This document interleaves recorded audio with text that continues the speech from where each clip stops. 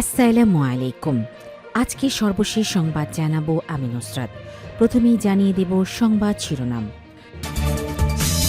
করাইল বস্তিবাসীকে পাকা দালান ও ফ্ল্যাটের প্রতিশ্রুতি তারেক রহমানের। জাতিসংঘ ফিলিস্তিনি শরণার্থী সংস্থার কার্যালয় গুড়িয়ে দিল ইসরায়েলি বাহিনী। যশোরের মুদি দোকানিকে কুপিয়ে হত্যা, গণপিটুনিতে হামলাকারী নিহত। সর্বশেষ জানাবো, নীরব এলাকায় হর্ন বাজালে চালকদের গুনতে হবে সর্বোচ্চ 10,000 টাকা জরিমানা। শিরোনাম শুনলেন, এবারে বিস্তারিত। করাইল বস্তিবাসীকে পাকা দালান ও ফ্ল্যাটের প্রতিশ্রুতি তারেক রহমানের। রাজধানীর করাইল বস্তিতে কাঁচা ঘরে বসবাসকারীদের জন্য পাকা দালান নির্মাণ করে ফ্ল্যাটে থাকার ব্যবস্থা করার প্রতিশ্রুতি দিয়েছেন বিএনপি চেয়ারপারসন তারেক রহমান। বিএনপি ক্ষমতায় গেলে সেখানে বসবাসকারীদের নামে রেজিস্ট্রি করে ফ্ল্যাট দেওয়া হবে বলে জানান তিনি। মঙ্গলবার 21 জানুয়ারি বিকেলে রাজধানীর মহাখালী টিএনটি মাঠে করাইলবাসীর উদ্যোগে আয়োজিত দোয়া মাহফিলে এসব কথা বলেন তারেক রহমান। বিএনপি চেয়ারপারসন ও সাবেক প্রধানমন্ত্রী প্রয়াত খালেদা জিয়ার রুহের মাগফিরাত কামনায় এই দোয়া মাহফিলের আয়োজন করা হয়। করাইল বস্তিবাসীর উদ্দেশ্যে তারেক রহমান বলেন, আপনারা যে কষ্টে আছেন সেই কষ্ট ধীরে ধীরে দূর করতে চাই। এখানে উঁচু উঁচু বড় বড় বিল্ডিং করব এবং যারা এখানে থাকেন তাদের নামে রেজিস্ট্রি করে ছোট ছোট ফ্ল্যাট দেয়া হবে। জানা গেছে, গত শতকের 90-এর দশকে 3টি সরকারি সংস্থার 93 একর জমি দখল করে গড়ে ওঠে করাইল বস্তি। রাজধানীর সবচেয়ে বড় এই বস্তিতে বর্তমানে প্রায় 40,000 ঘরে নিম্ন আয়ের মানুষ বসবাস করেন।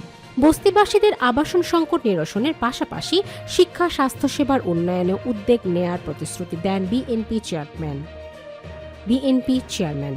তিনি বলেন, করাইলে শিশুদের জন্য মানসম্মত স্কুল, খেলাধুলার জন্য মাঠ এবং এলাকার মধ্যেই ক্লিনিক ও হাসপাতাল গড়ে তোলা হবে।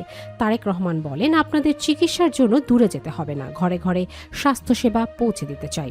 করাইলবাসীর কাছ থেকে জোর করে বিদ্যুৎ ও পানির বিল আদায় বন্ধ করার আশ্বাস দিয়ে তিনি বলেন, যা মিটার দেখাবে, যা সরকারের পাওনা, আপনারা শুধু সেটাই দেবেন। মোনাজাত শেষে তিনি আরও বলেন, করাইলবাসীর উপর কেউ নির্যাতন ও অন্যায় করলে ক্ষমতায় গেলে তাদের বিরুদ্ধে শাস্তিমূলক ব্যবস্থা নেওয়া হবে। আসন্ন সংসদ নির্বাচনে ঢাকার 17 আসন থেকে প্রার্থী হয়েছেন তারেক রহমান। করাইল বস্তি এই আসনের অন্তর্ভুক্ত। প্রতীক বরাদ্দ শেষে 22 জানুয়ারি থেকে আনুষ্ঠানিক নির্বাচনিক প্রচার শুরু হবে। দোয়া মাহফিলে তারেক রহমানের সঙ্গে তার স্ত্রী জোবাইদা রহমান উপস্থিত ছিলেন। অনুষ্ঠান সঞ্চালনা করেন ঢাকা 17 আসনের বিএনপি নির্বাচন পরিচালনা কমিটির প্রধান সমন্বয়ক আব্দুস সালাম। জাতিসংঘে ফিলিস্তিনি শরণার্থী সংস্থার কার্যালয় গুড়িয়ে দিল ইসরায়েলি বাহিনী। গাজায় পশ্চিম তীর সহ মধ্যপ্রাচ্যের বিভিন্ন অঞ্চলে ফিলিস্তিনি শরণার্থীদের শিক্ষা, স্বাস্থ্যসেবা, সামাজিক সহায়তা ও আশ্রয় দেয়া পূর্ব জেরুজালেমে অবস্থিত জাতিসংঘের ফিলিস্তিনি শরণার্থী সংস্থা ইউএনআরডব্লিউ এর কার্যালয় বুলডোজার দিয়ে গুড়িয়ে দিয়েছে ইসরায়েলের দখলদার বাহিনী। এই পদক্ষেপকে আন্তর্জাতিক আইনের গুরুতর লঙ্ঘন হিসেবে দেখছে ইউএনআরডব্লিউ, খবর বার্তা সংস্থা রয়টার্সের। মঙ্গলবার 20 জানুয়ারি সকালে কার্যালয়ের ভেতরে একাধিক স্থাপনা ধ্বংস করে ইসরায়েলের নিরাপত্তা বাহিনী। দীর্ঘদিন ধরে ইউএনআরডব্লিউ এর বিরুদ্ধে হামাসকে আশ্রয় দেওয়ার অভিযোগ করে আসছে ইসরায়েল। এক বিবৃতিতে ইউএনআরডব্লিউ এর মুখপাত্র জোনাথন ফাউলার জানান, স্থানীয় সময় সকাল 7টার দিকে ইসরায়েলি বাহিনী কম্পাউন্ডে প্রবেশ করে নিরাপত্তা রক্ষীদের বের করে দেয়। এরপর বুলডোজার দিয়ে বড় বড় ভবন সহ কয়েকটি ছোট স্থাপনা ভাঙা শুরু করে। জোনাথন ফাউলার বলেন, ইউএনআরডব্লিউ এবং জাতিসংঘের স্থাপনার উপর এটি এক নজিরবিহীন হামলা। একই সঙ্গে এটি জাতিসংঘের বিশেষ অধিকার এবং আন্তর্জাতিক আইনের গুরুতর লঙ্ঘন। তিনি আরও বলেন, এটি একটি সতর্কবার্তা। আজ ইউএনআরডব্লিউ এর সঙ্গে যা ঘটছে, আগামীকাল তা বিশ্বের যে কোনো আন্তর্জাতিক সংস্থা বা কূটনৈতিক মিশনের সঙ্গেও ঘটতে পারে। ইসরায়েলের পররাষ্ট্র মন্ত্রণালয়ের এক বিবৃতিতে ভাঙচুরের পক্ষে সাফাই গিয়ে জানায়, জেরুজালেমের এই কম্পাউন্ডটি ইসরায়েল রাষ্ট্রের মালিকানাধীন। বিবৃতিতে বলা হয়, আজকের পদক্ষেপ কোনো নতুন নীতি নয়, বরং ইউএনআরডব্লিউ এর হামাস সংক্রান্ত বিদ্যমান ইসরায়েলি আইনের বাস্তবায়ন। এটি দখলের পদক্ষেপ আন্তর্জাতিক আইন মেনেই নেওয়া হয়েছে বলেও দাবি করেন পররাষ্ট্র মন্ত্রণালয়। ইসরায়েল কর্তৃপক্ষের দাবি, সংস্থাটির কিছু কর্মী 2023 সালের 7 অক্টোবর ইসরায়েলে হামাসের হামলায় জড়িত ছিল, যার মধ্য দিয়ে গাজায় যুদ্ধের সূচনা হয়। এর ধারাবাহিকতা 2024 সালের অক্টোবরে ইউএনআরডব্লিউ এর কার্যক্রম নিষিদ্ধ ঘোষণা করে ইসরায়েল। যশোরে মুদি দোকানিকে কুপিয়ে হত্যা, গণপিটুনিতে হামলাকারী নিহত। যশোরের চৌগাছায় দোকানিকে কুপিয়ে হত্যার পর হামলাকারীকে পিটিয়ে হত্যার ঘটনা ঘটেছে মঙ্গলবার ২০ জানুয়ারি বিকেলে যশোরের চৌগাছা উপজেলার সলোয়া বাজারে এই ঘটনা ঘটেছে। নিহতরা হলেন যশোর সদর উপজেলার চূড়ামন কাটি ইউনিয়নের জগহাটি গ্রামের তফজেল মল্লিকের ছেলে রফিকুল ইসলাম ও হযরত আলীর ছেলে আব্দুল আলিম পলাশ হোসেন। জমিজমা নিয়ে বিরোধের জের ধরে ঘটনার সূত্রপাত হয় বলে জানিয়েছেন স্থানীয়রা। এই ঘটনার পর পুরো এলাকায় উত্তেজনা বিরাজ করছে। পুলিশ ও এলাকাবাসীর সূত্রে জানা গেছে, যশোর সদর উপজেলার জগহাটি গ্রামের পলাশ একই গ্রামের রফিকুল ইসলামের কাছে কিছুদিন আগে জমি বিক্রি করেন। পরে ওই জমি পলাশ ও তার মা বোনের নামে হেবা করেন। এই নিয়ে রফিকুল ইসলাম ও পলাশের মধ্যে বিরোধ চলছিল। রফিকুল ইসলাম হেবা তুলে নিতে পলাশকে চাপ দিচ্ছিলেন বলেও জানা গেছে। এই ঘটনার জেরে মঙ্গলবার দুপুরে চৌগাছা উপজেলার সলুয়া কলেজ সংলগ্ন আপেলের সমিলের সামনে রফিকুলের উপর হামলা চালায় পলাশ। এ সময় পলাশ ধারালো হাসুয়া দিয়ে রফিকুল ইসলামের মাথা ও মুখমণ্ডলে এলোপাথারি কুপিয়ে গুরুতর জখম করে। এক পর্যায়ে রফিকুল ইসলাম ঘটনাস্থলে লুটিয়ে পড়েন। স্থানীয়রা তাকে উদ্ধার করে দ্রুত যশোর ২৫০ শয্যা বিশিষ্ট জেনারেল হাসপাতালে নিয়ে যান। সেখান থেকে তাকে ঢাকায় রেফার করেন কর্তব্যরত চিকিৎসক।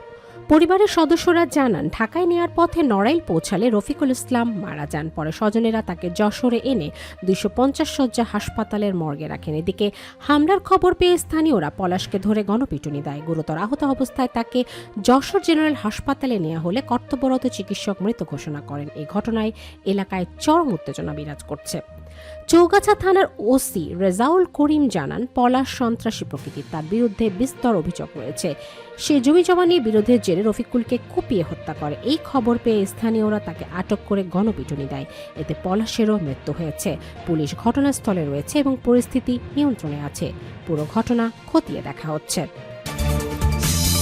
নীরব এলাকায় হর্ন বাজালে চালকদের গুনতে হবে সর্বোচ্চ ১০,০০০ টাকা জরিমানা। হযরত শাহজালাল আন্তর্জাতিক বিমানবন্দর এলাকা ও তার আশপাশের এলাকায় হর্ন বাজালে আইনানুগ শাস্তিমূলক ব্যবস্থা গ্রহণ করবে ঢাকা মেট্রোপলিটন পুলিশ। মঙ্গলবার ২০ জানুয়ারি ডিএমপি কমিশনার শেখ মোহাম্মদ সাজ্জাদ আলী স্বাক্ষরিত এক গণবিজ্ঞপ্তিতে এই নির্দেশনা প্রদান করা হয়। একই সঙ্গে শব্দদূষণ নিয়ন্ত্রণে আগামী ২৫ জানুয়ারি থেকে এসব এলাকায় হর্ন বাজালে চালকদের বিরুদ্ধে তাৎক্ষণিক শাস্তিমূলক ব্যবস্থা গ্রহণ করা হবে বলে উল্লেখ করা হয়। বিজ্ঞপ্তিতে বলা হয়, গত সেপ্টেম্বর ২০২৫ থেকে হযরত শাহজালাল আন্তর্জাতিক বিমানবন্দর এলাকা এবং এর উত্তর দক্ষিণে ১.৫ কিলোমিটার এলাকার উত্তরার স্কলাস্টিকা স্কুল থেকে হোটেল লা মেরিডিয়ান পর্যন্ত অংশকে নীরব এলাকা ঘোষণা করা হয়েছে। একই সঙ্গে গুলশান, বনানী, বাড়িধারা ও নিকেতন এলাকাকেও নীরব এলাকার অন্তর্ভুক্ত করা হয়েছে। বিধি অনুযায়ী নীরব এলাকায় হর্ন বাজালে সর্বোচ্চ ১০,০০০ টাকা জরিমানা অথবা ৩ মাসের কারাদণ্ডের বিধান রয়েছে। এতে আরও বলা হয়, ২৫ জানুয়ারি থেকে বিমানবন্দরের সিভিল এভিয়েশন কর্তৃপক্ষের সড়ক ও পার্কিং এলাকার আইন অমান্যকারীদের বিরুদ্ধে তাৎক্ষণিক অর্থদণ্ড কার্যকর করা হবে। এই অভিযানে পরিবেশ অধিদপ্তর, বিআরটিএ, সিভিল এভিয়েশন, ঢাকা উত্তর সিটি কর্পোরেশন ও ডিএমপি ম্যাজিস্ট্রেটদের উপস্থিতিতে বিশাল মোবাইল কোর্ট পরিচালিত হবে। অপরাধের মাত্রা বিবেচনায় অর্থদণ্ডের পাশাপাশি কারাদণ্ড দেয়া হতে পারে। সংশ্লিষ্ট কর্তৃপক্ষ শব্দদূষণ নিয়ন্ত্রণ বিধিমালা ২০২৫ অনুসরণ করে বিমানবন্দর এলাকায় হর্ন না বাজানোর জন্য গাড়ি চালকদের প্রতি বিশেষভাবে অনুরোধ জানিয়েছে ডিএমপি।